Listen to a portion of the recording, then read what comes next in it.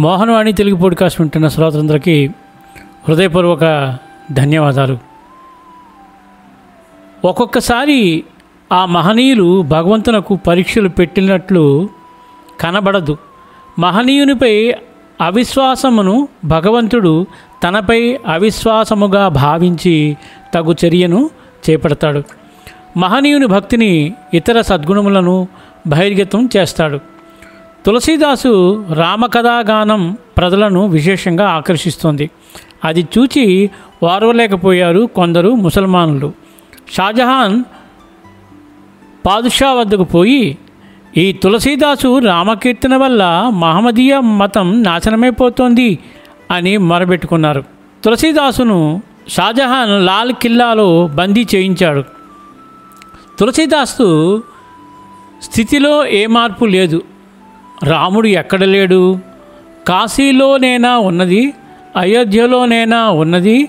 లాల్ కిల్లాలో మాత్రం లేడా? తులసీదాసు రామనామ సంకీర్తన మానలేదు.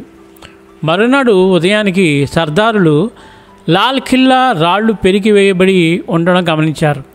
ఆ పని ఎవరు చేశారో మాత్రం ఊహించలేక కొంతమంది సైనికులను పహారా పెట్టారు.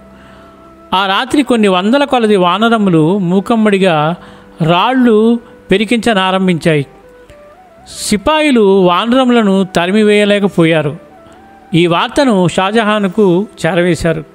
షాజహానే స్వయంగా బయలుదేరాడు ఈ వింతను చూడ్డానికి. మూడవ నాటి రాత్రి స్వయంగా కోతులు పని చూసి విస్మయుడైనాడు షాజహాను. కోతులను ఎవరు తరిమి కొట్టలేకపోవడం కనులారా చూశాడు. వజీర్లతో సమావేశమై చర్చించాడు.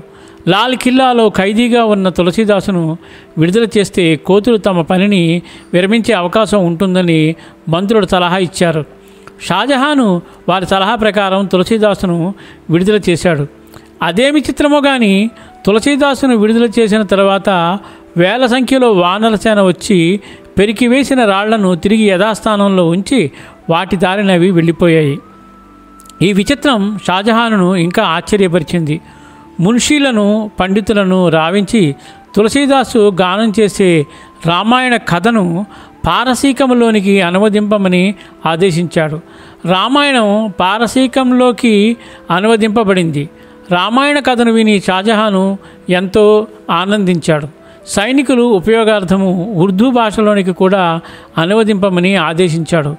తులసి రామాయణం పారసీకం నుండి ఉర్దూలోనికి అనువాదమైంది. ఇదంతా రామ మహిమయే.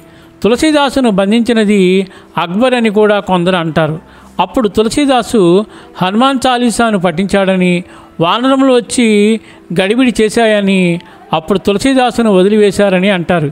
ఏది ఏమైనా భక్తికి శక్తికి పరీక్ష భగవానునికి పరీక్ష. ఈ అద్భుతమైన కథను విన్నాం కదా. ఎక్కువ మందికి షేర్ చేసి మన ఛానల్ సబ్స్క్రైబ్ చేసుకోకపోతే వెంటనే సబ్స్క్రైబ్ చేసుకుని ఆ పక్క నుండి బెల్ బటన్ని మ్రోగించండి. మళ్ళీ మరొక అద్భుతమైన కథతో మీ ముందుకు వస్తాను. సర్వేజన సుఖినో భవంతు, లోకా సమస్త సుఖినో భవంతు. ధన్యవాదాలు. స్వస్తి.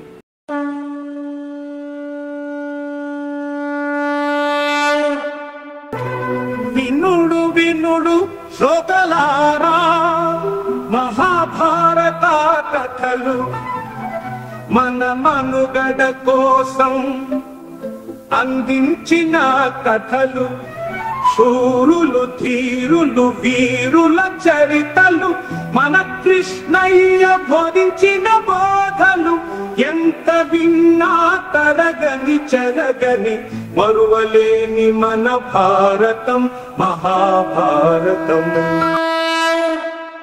మోహనవాణి తెలుగు పాడ్కాస్ట్ వింటున్న శ్రోతలందరికీ హృదయపూర్వక ధన్యవాదాలు. వినండి, వినిపించండి, వింటూనే ఉండండి మోహనవాణి తెలుగు పాడ్కాస్ట్. మీరు వింటున్నారు మోహనవాణి. మా కార్యక్రమాలు మీకు నచ్చితే ఇప్పటివరకు మా ఛానల్కి సబ్స్క్రైబ్ చేసుకోకపోతే వెంటనే ఈ క్షణమే సబ్స్క్రైబ్ చేసుకుని ఆ పక్క నుండే బెల్ బటన్ని మ్రోగించి అందరికీ షేర్ చేసి మీ విలువైన కామెంట్ను కూడా చేసి మమ్మల్ని ప్రోత్సహిస్తారని కోరుతున్నాను.